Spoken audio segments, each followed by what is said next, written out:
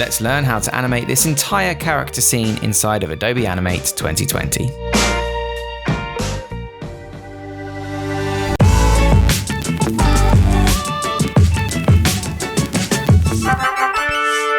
TipTut. You can download the resources for this tutorial by going to www.tiptut.xyz and clicking on the resources page. This series was recorded during the coronavirus scare, and due to spacing issues in the house, we'll have no webcam. Sorry about that, but hopefully you can still learn something from this tutorial series. Hello everybody and welcome back to TipTut, and welcome to this animating series. Not sure what to call it yet, so I'm not going to give you a title, although you would have seen it in the title of the video. This series, I'm going to go through how we animated that little sequence that you saw in the beginning. You're going to be provided with this downloadable file that starts you off with the single frame for each scene so that you guys can hopefully follow along with the entire series. I don't know how this is going to work, but I'm going to try and do one scene per video. It may be that on some of the shorter scenes they are combined and some of the longer scenes they are split, but we shall see. The first scene should have your finals and sketch folders set up so you can follow along. But if you're brand new to Adobe Animate, I do recommend that you go and watch my Intro to Adobe Animate 2020 series first of all, so you can get used to working with keyframes and that sort of thing before you dive into something this complicated, because I'm not going to be explaining the absolute basics of how I animate or how I set up, or keyframe or keyboard commands and stuff like that. So with that in mind, let's just jump right in. This first episode, we're going to take a look at animating this sort of floating through the air scene that you saw at the start. The character doesn't move a lot. However, we will be animating one of his legs extending, and we'll be animating the wave principle of his hair moving as well. We may also add some camera movement later on, or an anchor for the body of the character to move as well. We don't actually need the sketch for this scene, however, so I am going to turn it off. And the first thing we're going to do is just quickly redraw a couple of the body frames so that we know we are don't have to worry about that too much straight away. So I've got my blob brush tool out, and I've actually got a color palette set up already for this. Here, the Animation Concepts color palette, which should be in yours. If it's not, however, you can eyedropper it from the scene. It's not a problem. So first thing that we're going to do is hit F7 here to create a new frame for the body. And we're just going to do a few looping frames for the body here. So I'm going to just hide all these other layers so it's not so distracting. For this scene, I'm not going to use this sketch folder because it's quite simple. We don't really need to animate the elements separately. So I am just going to go straight in and try to draw this straight away.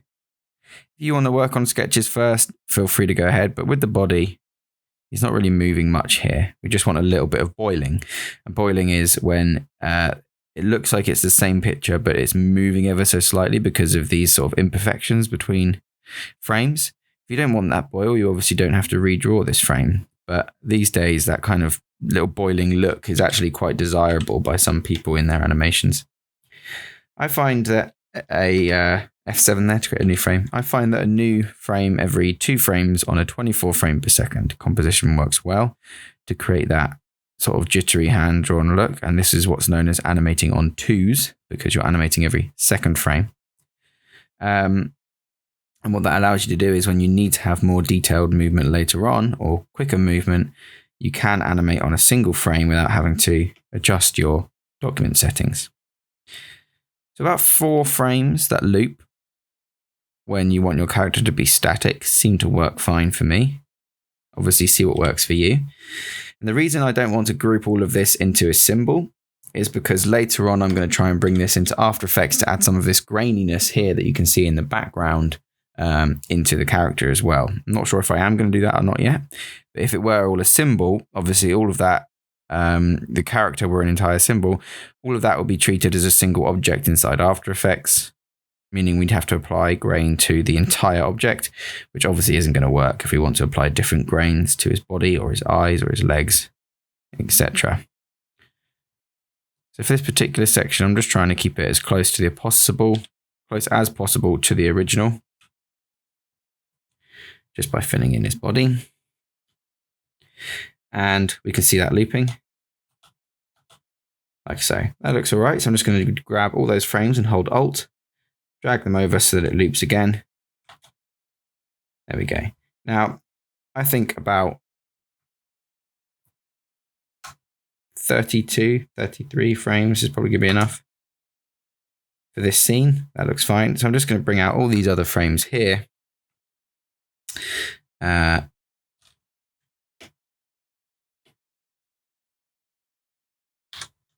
So that we've got just enough to be working with.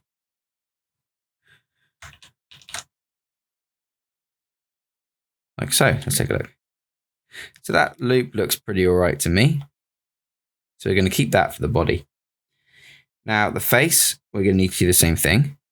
Otherwise it's going to look a little bit weird. So we'll just quickly come through, but what we're going to do is lock this body layer so we don't accidentally draw on it. And we're going to come through and add in some blank keyframes here. Again, we're going to need 4 of them. So if we turn on onion skinning, we'll be able to see the face. To get these lines to draw correctly, I like to rotate my canvas a little bit. So that was just Shift H to bring up that tool, just to rotate. And this is just because I'm left-handed, so drawing arcs is a little bit easier if it's rotated here. And I'm going to grab our dark color. And what I like to do is just take this one element at a time. So we'll get 4 frames of the mouth.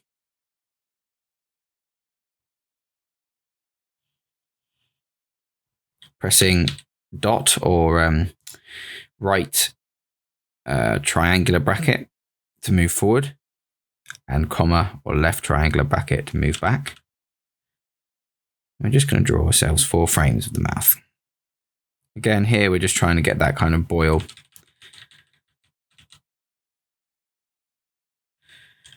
Where can't I see? Where's that gone? Oh, I just accidentally panned with my hand there, that's why. So we'll just rotate that back. Okay. That looks all right. Happy enough with that.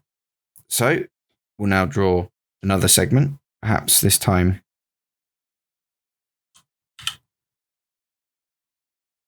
the angry eyebrows. Now, obviously, this part's quite simple, which is nice. All we need to do is make sure that our drawings don't differentiate too much from each other. So quite a boring place to start, unfortunately, but it is good to get these boring bits out of the way. And of course, if you mess up slightly, you can just press V to bring up the selection tool and use the arrow keys to tweak the position of your elements. And then I'm just hitting K there to bring up the paint bucket and fill those in. Okay, looks good. Let's grab our white color or our off-white color and do these eyes. I think I accidentally just painted those eyes there, so we'll just undo that. Painted the eyebrows, sorry. So we'll just come through and quickly draw in these eyes.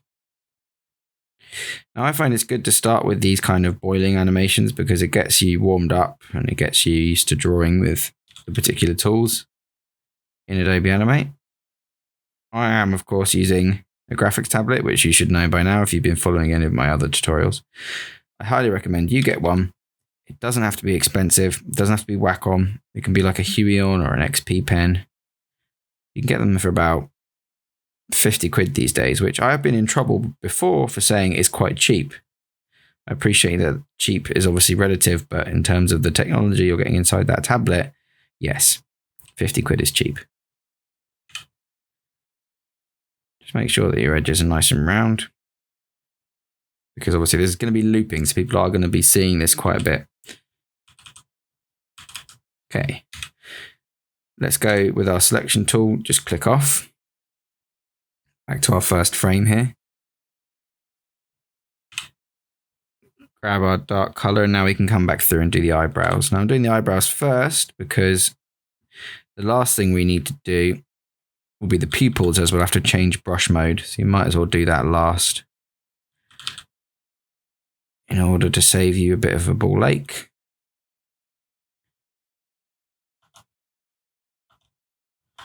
Okay, so what I mean by that is we're going to now have to, with our selection tool, select both eyes. Excuse me, on the second frame that will be. Select both eyes here. Press the brush tool, go to the tool option up here and change this to paint selection. And this will only paint where there is already paint. So if I draw a big looping arc, nothing will appear until I pass through the bit that we have selected. It's tough to see because we've painted over. So if we go to our outline mode, we'll be able to see the outlines of our pupils. The area you will have selected will have a slightly thicker border as well. So you'll be able to see what you have selected. And you can just come through and add these sections. Good thing is if you click on the next frame, it will select everything. As long as you're careful not to overlap your other content, you can just continue to draw each bit like this. Now that I've got the edges, to save time, I'm just going to scribble these bits in rather than going back to the paint bucket, because that's probably actually going to take longer because we'll have to deselect and reselect everything. The worry with that is, of course, that if you've missed something, you could get tiny dots of white, which isn't super great. So you can turn off the outline mode to see whether or not that's going to be affected.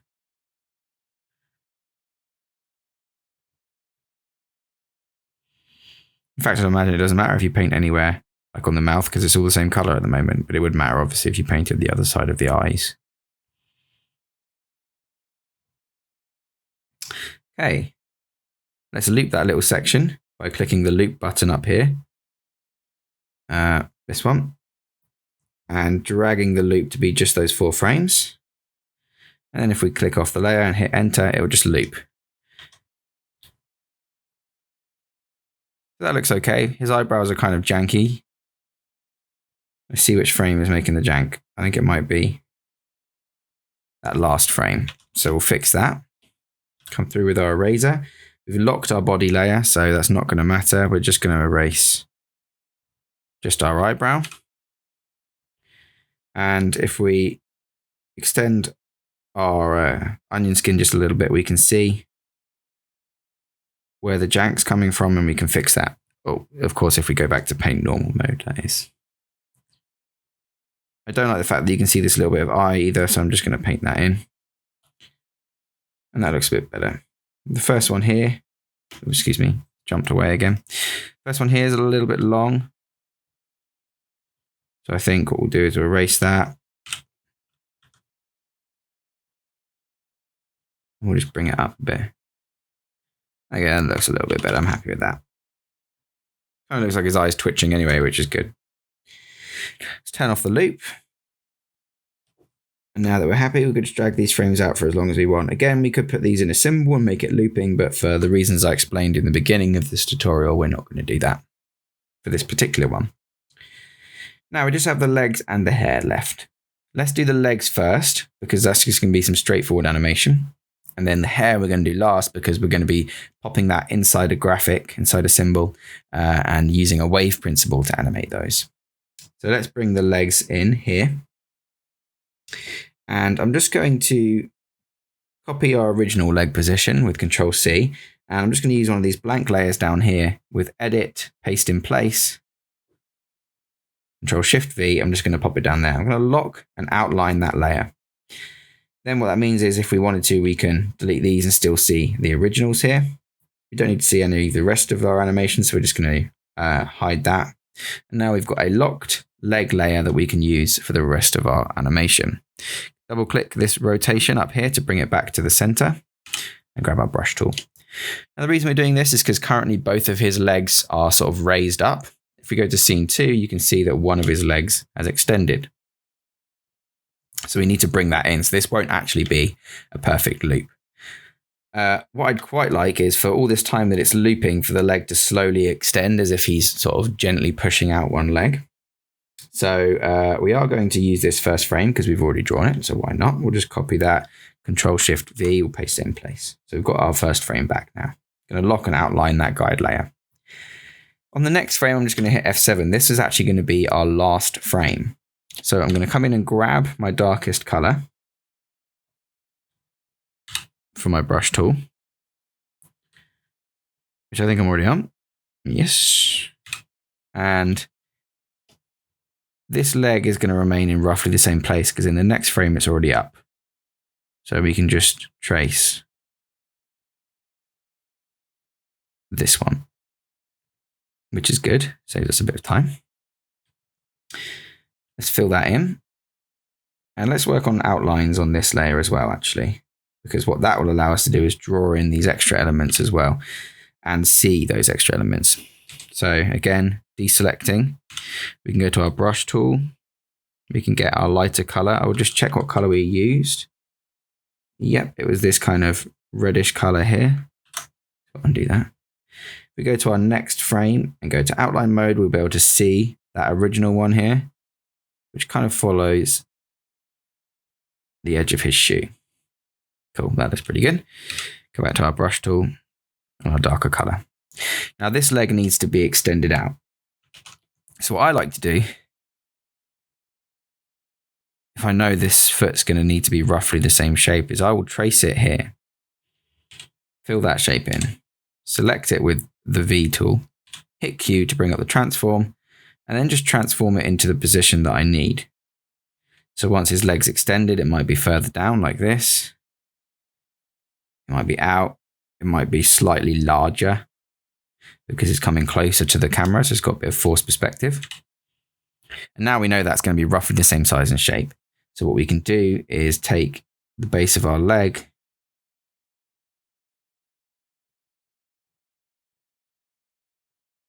and just add that in.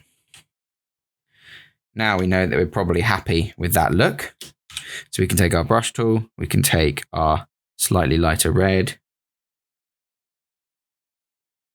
and we can just draw in that section. If we come off the outline, we can then see we've got our one leg extending.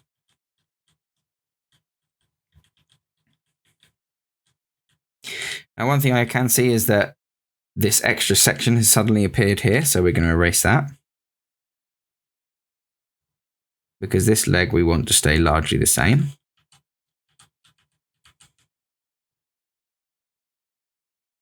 That's a bit better.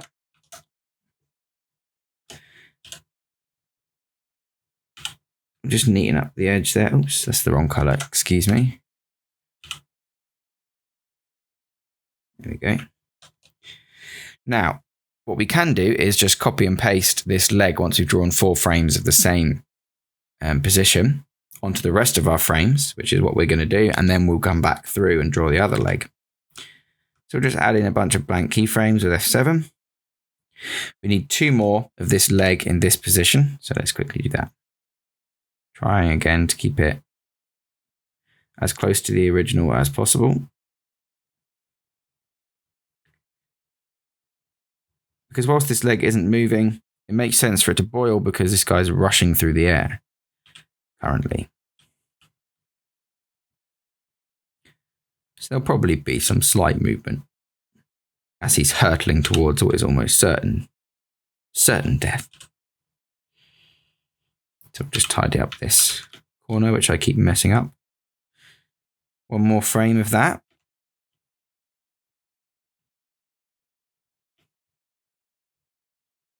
And the idea with this series is that, of course, you can follow along with me, but you don't have to be exactly the same as me. So if you want this leg to move, if you want your next frame to be different, then go ahead. We encourage creativity here, and we encourage independent thought. So please go ahead and change it if you think your idea is better, which it probably will be, let's be honest. All right, great. Let's eyedropper the color that we need. We could get it from the palette, but that involves opening up a window and I can't be bothered. We'll go back to outline mode so we can see the previous position. And we'll just draw in a couple of those. Nice. If we turn back on looping, it should still be on those original 4 frames, which is quite useful for us, and we can see what that looks like. That looks pretty good to me. I wonder if we hide this layer, whether that little bit of flickering is from that beneath layer, which it is. So I'm pretty happy with that leg. Obviously, at the moment, the other leg's going a bit crazy, but that's fine, because what we can do is use this as our first frame. And this is our second frame, third frame, and fourth frame for this leg. And for the other leg, we can just delete that and redraw it in its different positions. So you could delete these now, but I'm just going to come through and just drag all these out because we can just quickly, with a glance, come back through with our selection tool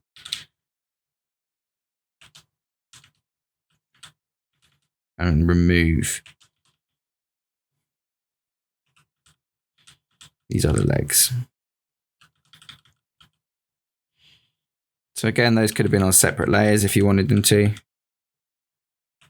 But as you can see, it only takes a second to come through and clean this up. Oops. We want to actually cut this last one. Cut. And make sure it's on the last frame. Paste in place, because that's where we want our last frame to be. So now we've got, oops, we've got the loop on there. We don't need it on anymore. Now we've got the leg going to its end position. First position, end position. Okay. Now, here's something else that is useful. I'm going to use this layer by copying, and pasting on this other spare layer in place, Control-Shift-V. That's going to give us both of our legs. So if we outline both of these, lock both of these and keep them visible, when we're moving on to our next frames for our legs, we'll be able to see the initial position. Even if we turn off onion skin, we'll be able to see the initial position and the final position of the leg, which is going to allow us to very simply add in the transitions. So we have our final leg and we have our first leg. Now what I might do is actually do this leg on another layer. Call it leg 2. And we'll just grab this guy, cut, paste in place. And then on the very next frame, we'll hit F7. We'll go to the last frame over here and we'll just cut this leg. Now, having thought about this for a moment, this is probably the best way to do it, because what we can do now is just add in a single keyframe between those two elements, turn on onion skin, and we can draw the midpoint. Yeah, so like that.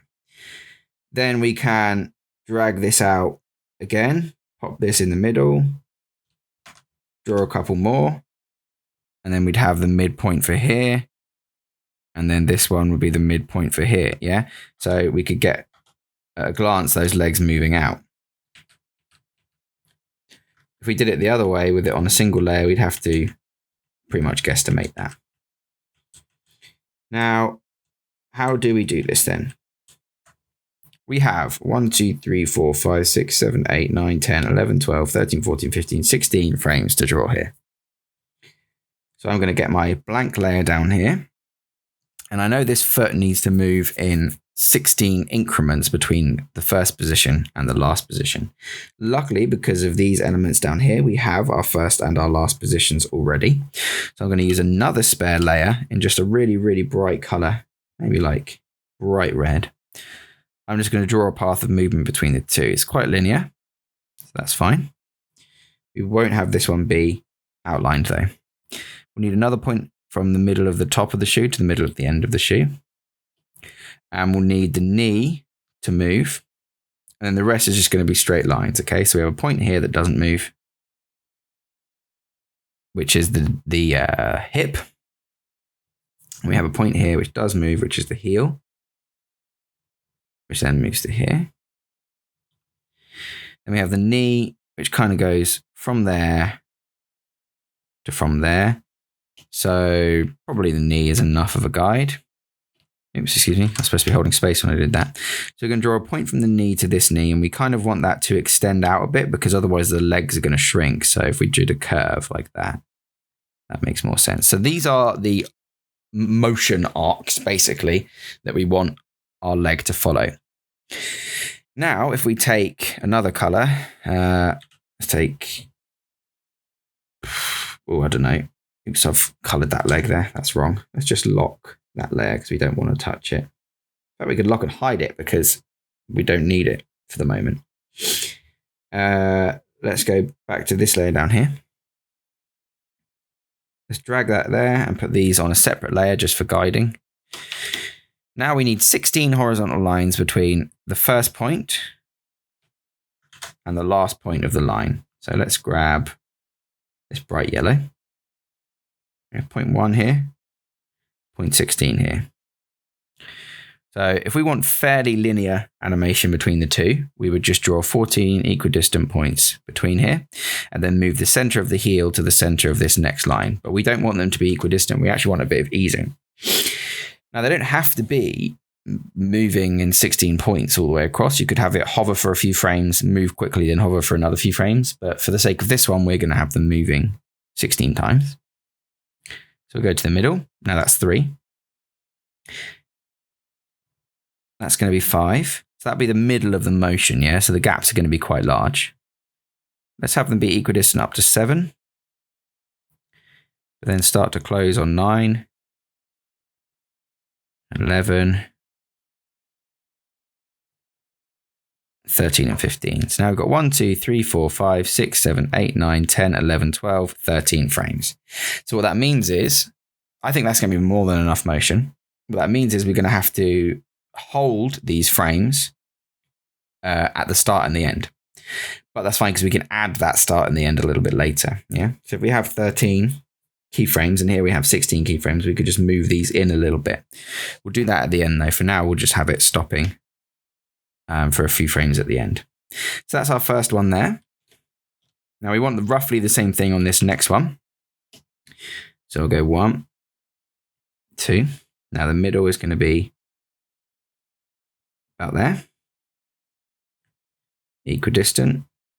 So that'll be 1, 2, 3, 4, 5. That will be 7, 9. Oops, that's a bit close. 9, 11, and 13. It's going to be super close. So that should look roughly the same as that one. Maybe these can move in a little bit. And these can move just a bit more of an ease into it. Not quite so much of a massive jump. That looks pretty good. These ones I'm not going to do positions between because they're actually managed by these bits. But this knee will definitely need. We need to make sure that we animate this well. So we have point 1 and point 2. Point 3 is going to be in the middle. Bam. Then we've got 5, 7, 9, 11, and 13. Now that's going to be our arc of motion for those particular points. We can now lock this layer, or both those layers really, because they're going to be underneath. What we might want to do is drag this actually above our finals for now. You can outline them if you wanted to make it a little bit easier to see. So now we can revisionify this leg and drag this over. So this will be 2, 3, 4, 5, 6, 7, 8, 9, 10, 11, 12, 13. So that will be our final frame. Okay. And you can see there how the edge of, or the middle of our foot lines up with the middle and the middle of the top lines up with the middle there. Okay. So all we're going to be doing now is drawing the difference between these two. So if we were to go to the middle frame, the middle point between these 2 points and hit F7 to create a new blank frame, we've now got everything we need to draw this new leg. Okay. We know this point's going to stay the same. We know the middle point of this one, where the knee is here. Okay, so that's 1, 2, 3, 4, 5, 6, 7, 8, 9, 10, 11, 12, 13. So that's going to be the middle point, frame 7. 1, 2, 3, 4, 5, 6, 7. 1, 2, 3, 4, 5, 6, 7. Yeah, so we know that's the middle point there. 1, 2, 3, 4, 5, 6, 7. That's the middle point of the top of our shoe. 1, 2, 3, 4, 5, 6, 7. That's the middle point of the bottom of our shoe. Okay. Now, what you could do is start drawing in the shoe, like so. However, we know that the shape of the shoe doesn't change too much, so we can do our trick from before. where we can take the shape of our shoe, fill that in, pressing V and then Q. We could rotate and align it with the other points that we've made.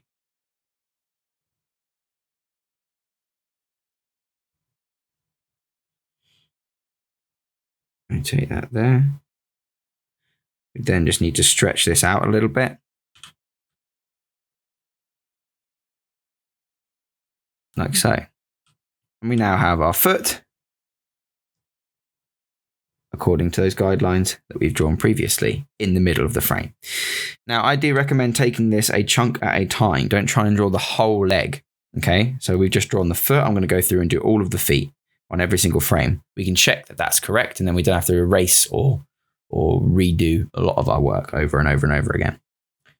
So I am going to fast forward through this section. I'll do a couple more frames in slow motion, normal speed, and then we can fast forward through the rest. So let's do the last one here. This would be frame 12. So it'll be here, and it'll be here, and it would be here for the knee, but we're just doing the foot for now. So what you can actually do for this one is, if I just get rid of those dots for now, let's come through and draw the foot, tracing that final frame.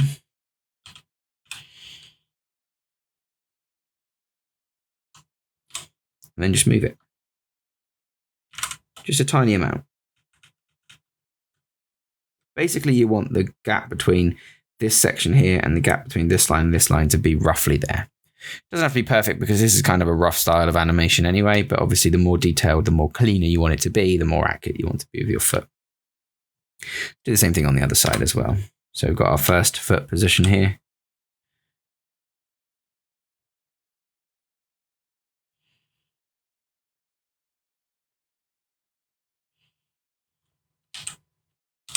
You can grab that, probably rotate it just a little bit.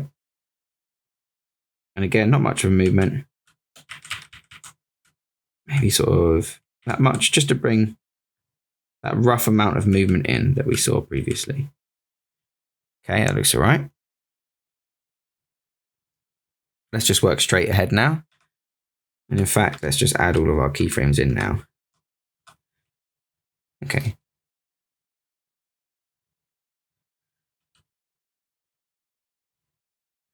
So we should be able to see our previous frame.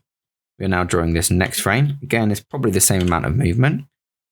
So we can take our shoe, because the shoe fits. So let's use it.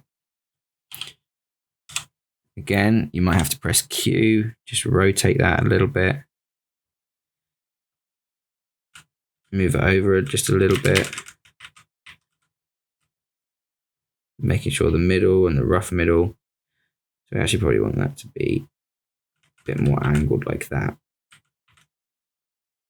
And of course, you can keep scrubbing through your footage to make sure it looks like it's moving okay. You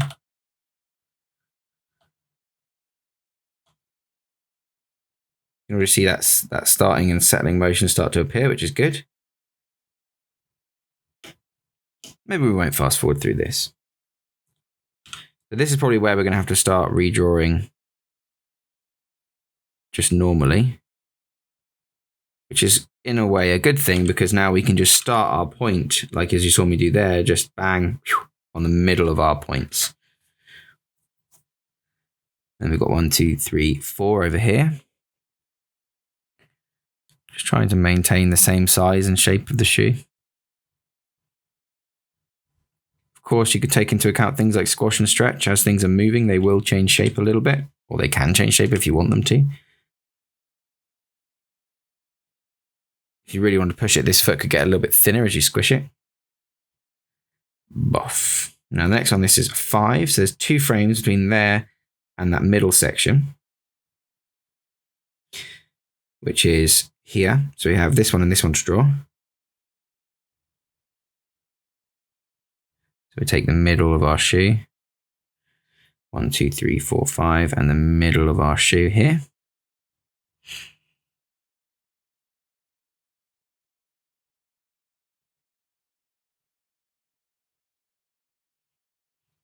Okay, all right.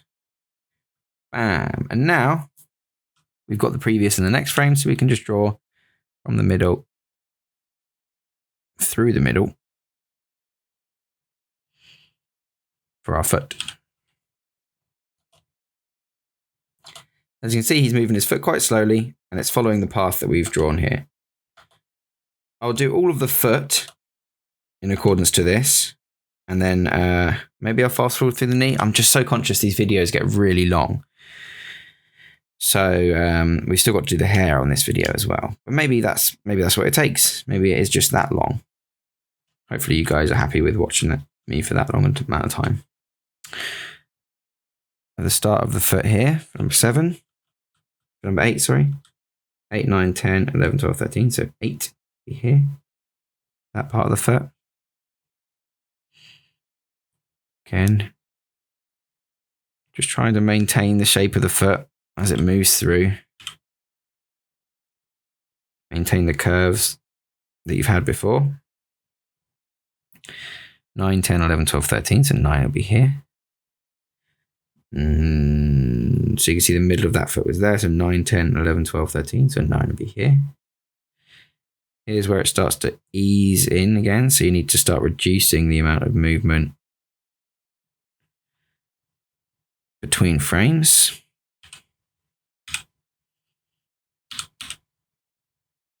And then we've got the final step here. So I'm going to start working backwards now. Maybe you can extend your onion skin so you can see that previous frame. We know that one's working off here. So this frame here needs to work off of this third point and this third point. So we will just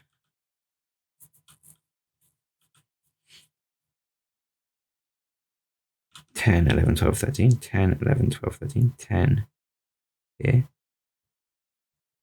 And 10, 11, 12, 13, no, 10, 11, 12, 13, 10 here. So we'll just go draw in our foot.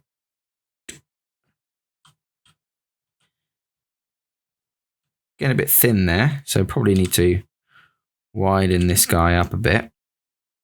I wonder if I rotate the canvas and then select this. No, it rotates with it. That's quite annoying, actually. I was hoping I could just stretch him out, but we can't. So I'm just going to fatten up that foot a bit. And that's just because we've accidentally squished this as we're going along. So I'm just going to come back through and just fatten it up a little bit, because it would squish a little bit, because as it's moving, it's going to look like it's compressing. So let's watch that. Looking pretty good.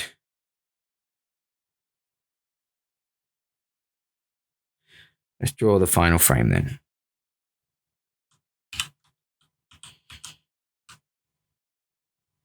So this one, I'm just going to reduce that back onion skin a little bit, and we're just trying to draw as close as possible between the halfway point of these two frames.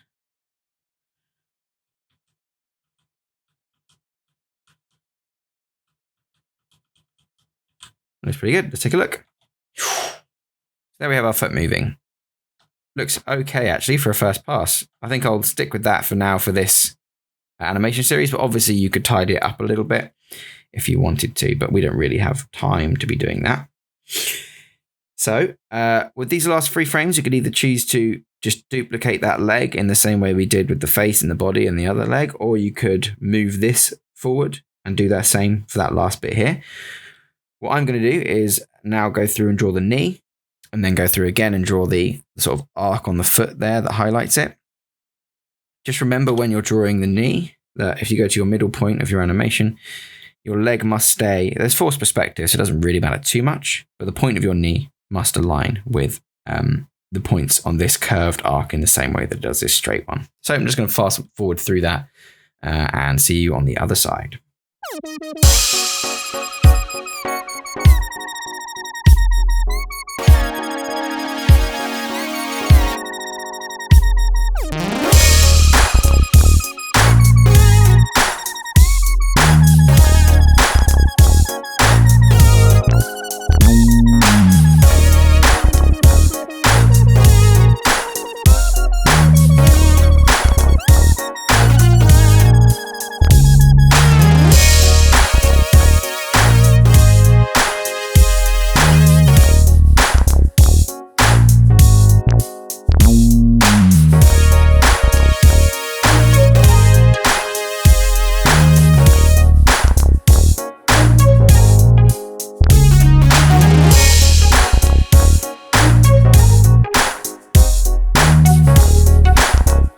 Okay, so there you have it. We have our animated leg going all the way down, and I've just added a few frames of settling at the end there so that it matches the 16 frames. If we bring back in our other leg now, you'll be able to see the one leg moving whilst the other leg doesn't. And if you show our guide layers, you'll be able to see how that animated motion follows that path. A bit confusing because it's actually the center point of that knee that follows those points. So sorry about that. It's not the edge of the knee, but hey ho, never mind. These layers I'm just going to leave in, these sort of guide layers that we've got here. If I bring back in the face and the other body and stuff, we'll start to see how all this is coming together. Because for this frame it doesn't really matter, I'm just going to close down this sketch folder now. And as you can see, we're pretty much done, apart from animating the hair and creating the rig for its entire body. Now, I know this episode is getting very long already, but we will just continue to do that. And we'll definitely do one scene per episode. So this will be a 5-episode series, regardless of how long the video gets. So, final bit then is animating this hair. Let's take a look at what the hair looks like. It's currently 3 strands either side of the head in this yellow color, and it's mirrored either side. So I'm just going to lock off all the other layers so that I can see this clearly and I can erase and do what I want with it. What we're going to do is we're going to take the best bit of hair, probably this one I like the most. I'm just going to delete all the others for now. Don't panic, because obviously you've got your sketch reference layer there to bring all this stuff back later on if you wanted to. So I'm going to select this piece of hair, and I'm just going to draw myself a nice smooth one next to it that I'm 100% happy with, which looks a lot nicer. Let's select that and hit F8, and we're going to call this, that's going to turn it into a symbol, and excuse me, my symbol window is opened on a different screen. I'm going to call this hair. Now we want it to be a graphic, that's very important. Let's hit OK, and inside this hair graphic we can now start animating.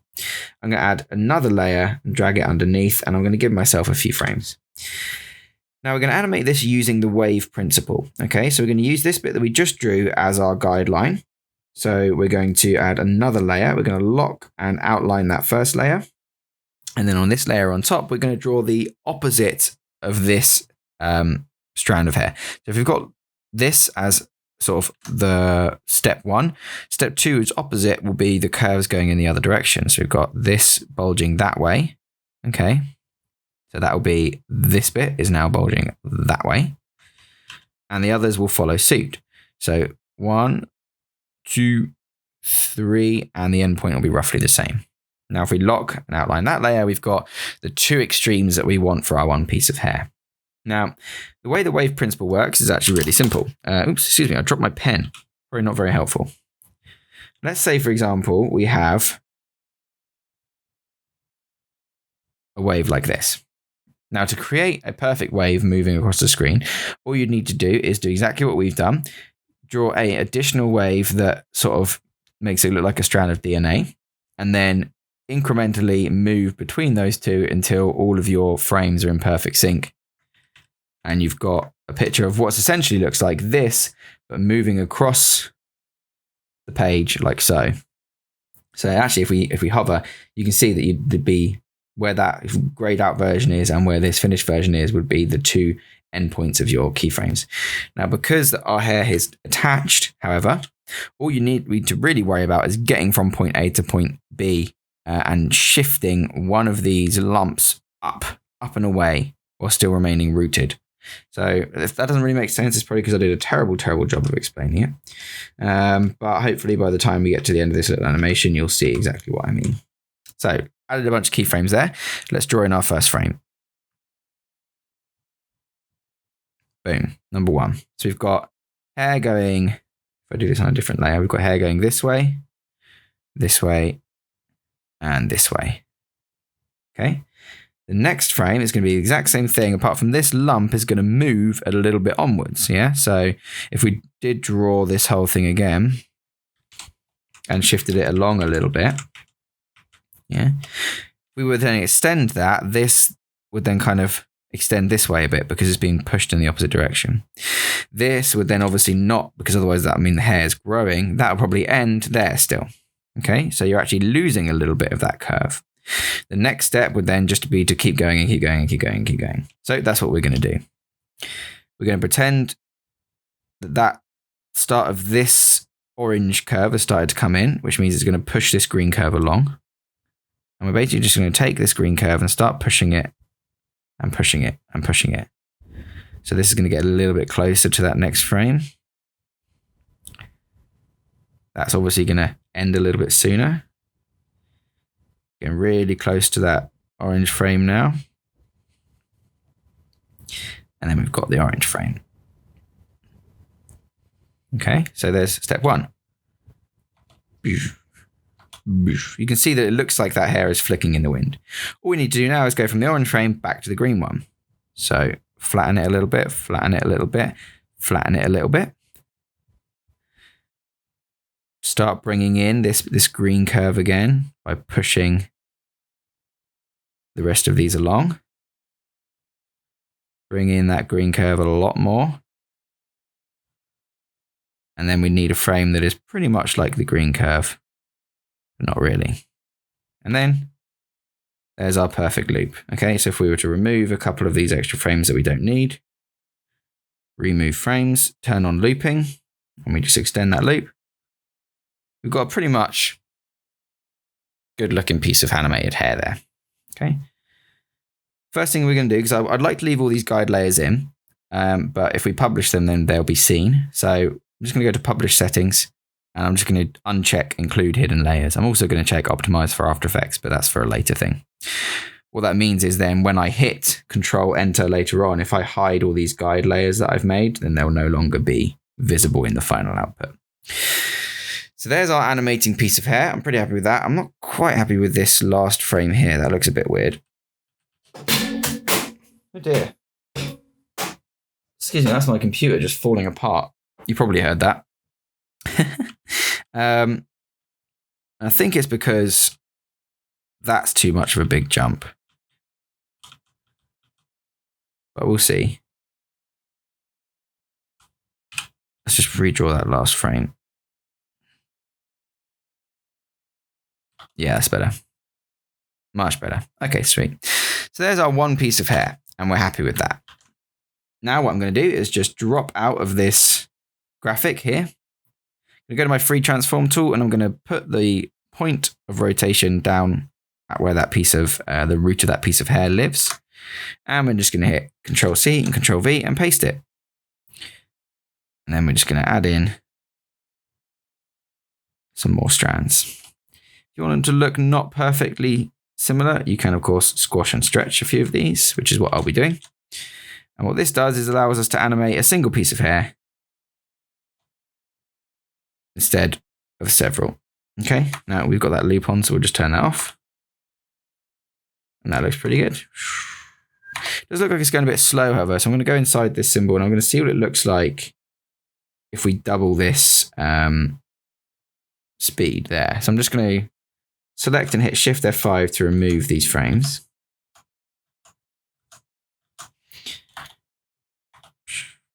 That looks a little bit better, I think. If we go back to our main scene, I should loop again. Yeah, that moves a lot nicer. So what we'll do is we just get rid of these extra frames as well. Oops, did I just accidentally remove a keyframe? No, I did not. That's fine. So we get rid of those extra frames as well, and look at that again. And that's an example of animating on ones then. Hair's moving really fast. So let's sort this hair out. I don't really like that one overlapping. I think I'd like that one to come back down here a bit more. And I'm going to copy all three of these. Control C, Control V. And I'm going to modify. Oops, excuse me. My tablet's on like a scaled mode, and the only thing that doesn't work is these menus, and they kind of freak out a little bit. So forgive me for that. Flip those over, pop them on the other side of his head. If we want to make sure we get them in the right position, we can quickly show our sketch layer again. And pop them into the right position. Oops. And then we can look at that. It kind of looks weird that all the hairs are moving in complete unison. So what I might do is go to my library, rename this to be Hair 1. Oh, God. Did that wrong. Excuse me. Just check that didn't balls anything up. No, I think we're good. duplicate this graphic and call it hair 2. Then inside hair 2, I'm just going to take the first 4 frames and I'm going to shift them over to the end and then move all of those back. And all that will do is change the start point without changing the animation. It will still be a perfect loop. Then we can come in if we want to over here and we can delete maybe the middle one off of this one and maybe the middle one or the end one off of this one. And we can replace it with hair 2. Again, we'd have to adjust the anchor point.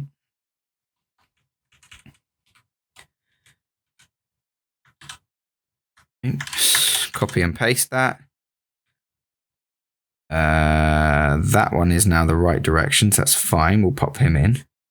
But we'll have to modify and flip this one. Transform, flip horizontal so that it's the same angle as all of these. And now when you look at it, it looks a bit more sporadic, yeah? Make sure to remove those frames because I'm an idiot. There we go. There you go. That looks a bit more realistic. So we can grab this and just reposition the root of it. That looks good. That looks good. Okay. I think we are done with our first scene. Let's take a look. First of all, though, we will hide all of these sketch layers so that we do not have them appear in our final thing. And the good thing about the hair is you don't have to do any more animation for that. So let's lock it and take a look at what we've got. Looking pretty good. Oops, that's the rest of the scene though, so we don't want to bother looking at that at the moment. Last thing to do then is to add our character's movement onto this. So I will go to my background layer and unlock that. First thing I will do is see if I can animate this, but to do that I'll have to turn it into a symbol. So we'll just call this shot 1. Background. Go to the last keyframe of the scene, hit F6. And we'll just scale this up a little bit. You then right click this and just choose create classic tween. That's just going to slowly zoom that character in a little bit, the sky in a little bit, which adds a nice touch. We'll then create a new layer called layer 6. And inside that layer, off screen, I'm just going to create a little circle like so. Actually, in fact, let's do it with a bit more finesse than that. Let's actually draw a circle. Oop. Now this I'm going to treat like a null object. I'm going to hit F8 and I'm going to call it null. Okay. I'm going to drop that null into the center of our screen. If you wanted to, you could go to your align window, align to stage, and do vertical. We still want it to be off the stage though. And then I'm going to click this layer parenting button down here, which allows us to pin layers to other layers like you do in After Effects. So I can select all of my character, for example, and pin him all to layer 6, which is the null layer, which we will just call null. Fine. Null. Nullin, fine, whatever, call it that then. I suppose null might be reserved. I don't know if this is going to work, but we'll give it a go. Let's hit F6 on the last one here. And let's shift that up just a little bit. So you can see that at the moment, just the hair's following it. I think I might have ballsed that up a touch. So we'll go back to the first frame here. All of those frames are following it on that layer. So why is it not following it on that last layer? Let's clear the keyframe and see. It's because then per keyframe doesn't seem to work. Why is that? Can I do this? And say edit multiple or something, select all frames. Yeah. If I did that and then did this and then this and then this and then this and then this, does that work? No. Wow, so I'd have to go through all of these frame by frame and link them up. That doesn't sound like a lot of fun. So you have to do that for every single fucking layer. Every single frame. Let's give it a go. I've never done this before. I think this is the only shot I have to do it for, so I'm not super bothered. But this is what happens when you experiment on camera. It doesn't always work out. Let's grab these, keep linking all of them up to the null layer. And then hopefully what that'll mean. So obviously I could just put all of these inside a symbol and then link the symbol, like, because the hair works perfectly, yeah? But what that'll mean is when I bring it into After Effects later on, I don't think it'll actually then let me apply grain individually to each of the layers or shading individually to each of the layers. And it's that type of shading that I can't do in Adobe Animate or can't reliably reproduce in Adobe Animate. There's probably a quicker way to do this, but that seems to have worked now. So now if I go to F6 and then I move this, yes, all the character moves with it. So we'll do that and we'll just hit Create Classic Tween. And now our character drifts up with our null object. Perfect. So now I've got individual layers that I can individually apply noise and stuff to later on in After Effects, pinned to a null object for every single frame of that scene. You could, of course, add a camera to our scene and do all sorts of cool camera shit. Adding keyframes to the camera and everything to move everything together. Oh man, but that's a story for another day. So let's not do that for now. This looks good for now. We've got our character moving up and we've got our individually editable layers and we've got our sky moving in as well, which looks great to me. So that'll do for the first episode of this series, which is an hour long nearly. Wow. Thank you very much for watching, everybody. I hope you stick with this one. I'm really looking forward to doing it. Next time, we're going to tackle this cool scene here, where the character, as you can see in the sketch, falls down to the ground, squishes, bounces off, and rolls off into the distance. So there's going to be a lot of cool individual keyframing there. And he actually gets to animate his expressions a little bit too. So let's have a look at that next time, which should be a lot of fun. All right, thank you very much for watching, everybody. I hope you enjoyed this tutorial, and I'll see you all next time on another episode of TipTut.